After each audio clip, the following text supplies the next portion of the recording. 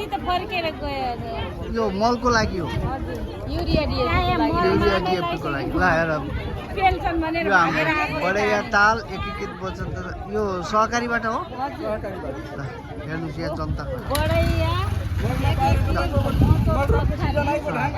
धान कसरी रोप्ने हो मल नगर्छ ल ल भन्नु उत्पादन के गर्ने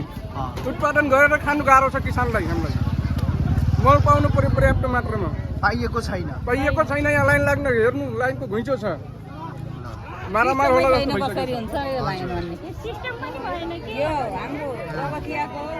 मैना पोखरको सोरोवाको एकजना लिडर आउने नाम लेख्ने शेयर सदस्य कति छन् अनि यहाँ त जसले जसको बलमा त्यसले पायो हो त्यो गरे पो हुन्छ यस्तो बलवान